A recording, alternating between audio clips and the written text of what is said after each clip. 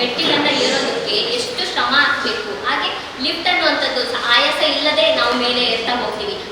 ಅದೇ ರೀತಿಯಾಗಿ ಹೆಣ್ಣು ಎಷ್ಟು ಕಷ್ಟಪಟ್ಟು ಮೇಲೆ ಬರ್ತಿದ್ದಾಳೆ, ತನ್ನ ಸ್ಥಾನಕ್ಕೋಸ್ಕರ ಎಷ್ಟು ಹೋರಾಟ ಮಾಡ್ತಿದ್ದಾಳೆ. ಮೊದಲಿದಾಗಿ ಅಕ್ಕ ಮಹಾದೇವಿ ಆಗಿರ್ಬೋದು, ಜ್ಯೋತಿಬಾ ಫುಲೆ ಆಗಿರ್ಬೋದು, ಅವರು ಮಾಡಿದಂತಹ ಪರಿಶ್ರಮದಿಂದ ನಾವೆಲ್ಲರೂ ಕೂಡ ಸಮಾನತೆಯಿಂದ ಓಡಾಡ್ತಾ ಇದ್ದೀವಿ. ನಮಗೂ ಸಮಾನತೆ ಬೇಕು ಅನ್ನುವಂಥ ಧ್ವನಿಯನ್ನ ಎತ್ತಲಿಕ್ಕೆ ಅವರು ಮೆಟ್ಟಿಲಾಗಿ ನಿಂತಿದ್ದಾರೆ.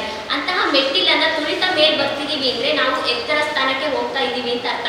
ಅದೇ ರೀತಿ ಹಳ್ಳಿಗಳಲ್ಲಿ ನೋಡ್ಬೋದು, ನಾವು ಗ್ರಾಮೀಣ ಪ್ರದೇಶದವರು, ನಾವು ನಗರ ಪ್ರದೇಶದವರು. ಅದರಲ್ಲಿ ಉಡುಪಿನ ವೇಷದಲ್ಲೇ ಗೊತ್ತಾಗುತ್ತೆ ಇವರು ಯಾವ ಪ್ರದೇಶದ ಕಡೆಯವರು, ಮತ್ತೆ ತಮ್ಮ ಹಿಂದಿನವರು ಅಂದ್ರೆ ಇದ್ದಂತಹ ಅನುಸರಿಸಿರುವಂತಹ ಸಂಪ್ರದಾಯಗಳನ್ನ ಕಾಣ್ತಾ ಹೋಗ್ತೀವಿ. ಆದರೆ ಲಿಂಗ ಸಮಾನತೆಯ ಬಗ್ಗೆ ನೀನು ಹೆಣ್ಣು ಹೇಳೋದ್ರಲ್ಲೇ ಗೊತ್ತಾಗುತ್ತೆ ನೀನು ಗಂಡು ಅಂದ್ರೆ ಹೇರು ಧ್ವನಿ ಮೆದು ಧ್ವನಿಯಲ್ಲಿ ಹೇಳುವಂತ ರೀತಿಯಲ್ಲೇ ಗೊತ್ತಾಗುತ್ತೆ ಸಮಾನತೆ ಇಲ್ಲ ಅನ್ನೋದನ್ನ. ಹಾಗೆ ಹೇಳುವಂತ ರೀತಿ ಸರ್ಕಾರದಲ್ಲಿ ಎಲ್ಲರಿಗೂ ಸಿಗುತ್ತೆ ನೌಕರಿ ವೇತನ ಎಲ್ಲಾನು. ಅದೇ ಮೀಸಲಾತಿ ಬೇಸ್ ಬರುತ್ತೆ, ಅದರಲ್ಲೂ ಜಾತಿಗಳ ಆಧಾರದ ಮೇಲೂ ಬರುತ್ತೆ. ಆದರೆ ಪುರುಷರಿಗೆ ನಾನೇನು ದುಡ್ಡು ಕೊಟ್ರೆ ಎಲ್ಲ ಆಗುತ್ತೆ, ನನಗೆ ಎಲ್ಲ ಸಿಗುತ್ತೆ, ಜಾತಿನೂ ಬೇಡ, ಯಾವುದೇ ತಾರತಮ್ಯ ಬೇಡ, ನನಗೆ ಸಿಗುತ್ತೆ ಅನ್ನುವಂತಹ ಒಂದು ಅಹಂ ಅನ್ನುವಂಥದ್ದು ಇದ್ದೇ ಇರುತ್ತೆ. ಆದರೆ ಹೆಣ್ಣು ಮಕ್ಕಳು ಮನೆಯಿಂದ ಆಚೆ ಹೋಗೋದು ಹೇಗಪ್ಪ, ಒಂದು ತರಕಾರಿ ತರೋದಕ್ಕೂ ಕೂಡ ಹೆಣ್ಮಗು ಹೋಗೋದು ಬೇಡ ಅನ್ನೋಂಥ ಸಮಾಜ ಈಗಲೂ ಸಹ ಇದೆ.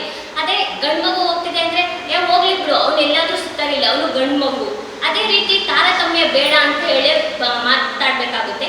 ಅದೇ ತಾರತಮ್ಯ ಇದೆ, ಹೆಚ್ಚಾಗಿ ತಾರತಮ್ಯ ಇರೋದು ತಮ್ಮ ಮನೆಗಳಲ್ಲಿ. ಸಮಾಜದ ಬಗ್ಗೆ ಬೇಡ, ಇನ್ನೊಂದು ಪ್ರದೇಶದ ಬಗ್ಗೆ ಬೇಡ, ಮೊದಲಿಗೆ ನಮ್ಮ ಮನೆಯಲ್ಲಿ ನೋಡುವಂಥದ್ದು. ಈಗ ಮೊದಲನೇ ಮಗು ನಮಗೆ ಗಂಡ ಆಗಬೇಕು ಅಂತೇಳಿ ಎಷ್ಟೋ ಹೆಣ್ಣು ಮಕ್ಕಳ ಜೀವನ ಹಾಳಾಗಿದೆ.